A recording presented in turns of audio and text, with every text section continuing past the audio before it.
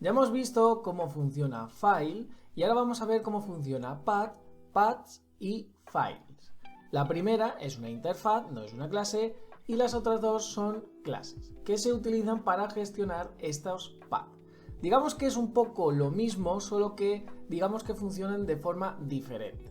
Vamos a ver el mismo ejemplo que hemos visto, pero digamos de la forma con path.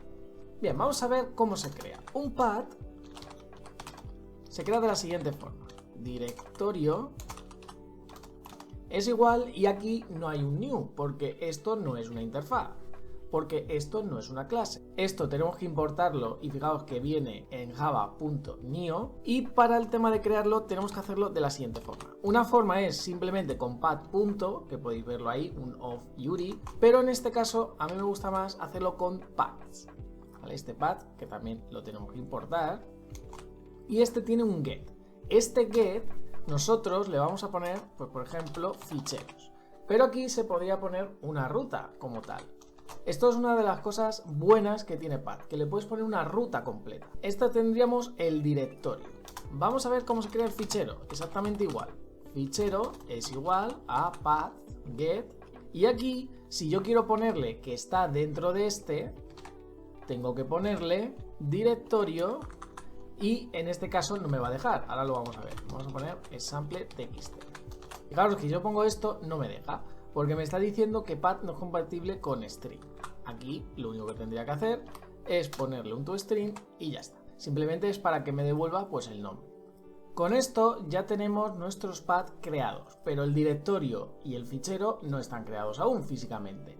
Para eso tenemos que utilizar la clase files, que esta clase es una clase que contiene muchos métodos muy interesantes, que también es del .neo. Entonces, por ejemplo, fijaros, si yo le doy aquí file. Tenemos muchos, tenemos copy, tenemos crear directorio, que ahora lo vamos a ver, tenemos crear fichero, tenemos para borrar, tenemos el tema de encontrar, tenemos el listar, que lo veremos, tenemos si es un fichero, etc. Digamos que estamos, como todo lo que hacíamos en file, lo estamos dividiendo en diferentes partes, si os dais cuenta. Entonces, bueno, es una forma, digamos, diferente de hacerlo. Además es mucho más robusto, ahora lo vamos a ver, por ejemplo, con el tema del delete, que nos obliga a tener que controlar una excepción, que solo es algo muy interesante. Y fijaros que va a tener, pues eso, muchos métodos interesantes. Bien, vamos a crearlo. ¿Cómo se crea? Vamos a hacer create directory, y fijaros que también se le pueden poner atributos. Esto es por si le queréis poner que esté oculto, que no se pueda leer, etcétera, ¿no?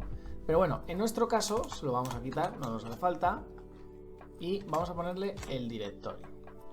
¿Vale? Fijaros que aquí me está diciendo que me puede dar un error. Entonces vamos a ponerle, se lo vamos a poner con un bloque a todo esto. Y de la misma forma se lo vamos a hacer con create file. Se lo vamos a hacer a fichero y vamos a mostrar si existe o no. Por ejemplo, existe el directorio. Por ejemplo, vamos a poner aquí directorio.toString.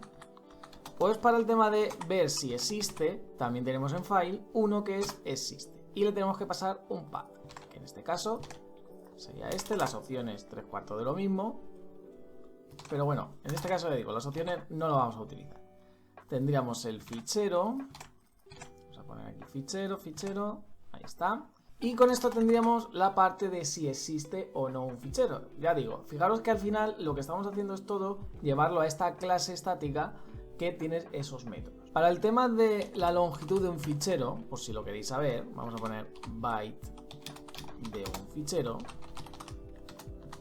También tenemos un método que se llama size, ¿vale? Que esto pues le pasamos la ruta del fichero y lo tenemos. Y para el tema de listar ficheros tenemos que hacer lo siguiente. Vamos a poner un for each y tenemos que hacer files.newDirectorioString, ¿vale? También se puede hacer de otra forma, pero implica que tenemos que usar string, que son cosas que no hemos visto aún. En este caso, lo único es, fijaos, por ejemplo, path, y nos devuelve todas las paths que tenemos. Recordad que también dijimos, en su día, hicimos file.list, y eso lo que devuelve era toda la lista de ficheros, pero los nombres, no el fichero en sí. En este caso sí es un path. También podemos decirle, en este caso es si es un regular file, ahí lo tenemos, pues que lo muestre. Ponemos aquí y simplemente path.toString. ¿Vale? Ahí lo tendría. Y luego, para borrarlos, pues lo único que tenemos que hacer es borrar el fichero y borrar el directorio. Un poco lo que hemos hecho hasta ahora, ¿vale? Tampoco tiene mucha diferencia. Como he dicho, la gran diferencia que hay entre path y file, digamos, es como la forma de crearlo, eso para empezar. Pero luego también es más robusto. ¿Por qué? Por el tema, sobre todo, yo donde más lo veo es con el tema del delete. Recordad que con file lo que teníamos que hacer era .delete y ya está. Pero ¿cuál era el problema? Que no nos devolvía ninguna excepción, es decir, podía pasar ahí cualquier cosa. O simplemente te daba false y ya está. Entonces, en este caso sí lo veo mejor. Así que os recomiendo utilizarlo también cuando tengáis que tener, pues, digamos, una ruta de archivos más complicada, ¿no? Es decir, que tengamos muchas rutas, que tengamos, pues, muchos directorios, etc. Porque aquí con path podemos poner una ruta más larga que con file. Pues con esto vamos a probarlo. Antes de nada, vamos a ponerlo así y vamos a ver que se crea como tal.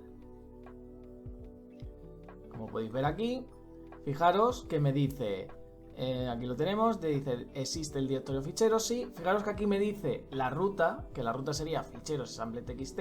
Si queremos mostrar el nombre tendríamos que poner get file name y poner simplemente pues toString, ¿vale? Eso es importante. En este caso nos ha mostrado todo.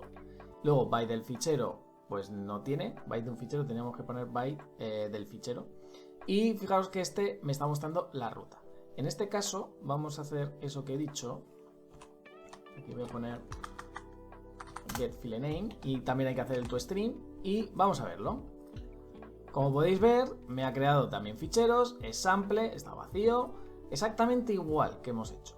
¿Vale? Entonces vamos a borrarlo, vamos a quitar estos y ahora volvemos a ejecutar. ¿Vale? Y si volvemos a ejecutar nos dice exactamente lo mismo. Fijaos que ahora me dice aquí es sample.txt. Importante, si no borráis los ficheros, es decir, si volvéis a crear y el directorio existe, os va a dar un error. Así que tenéis que tener muy en cuenta en este caso, si existe, que aquí lo tenemos, pues no lo tendría que crear. Y si no existe, pues entonces lo tendría que crear. Simplemente eso. En este caso, como lo que hacemos es crearlo, hacer todo lo que tengamos que hacer y luego borrarlo, pues no pasa. Pero tenerlo en cuenta para vuestros desarrollos.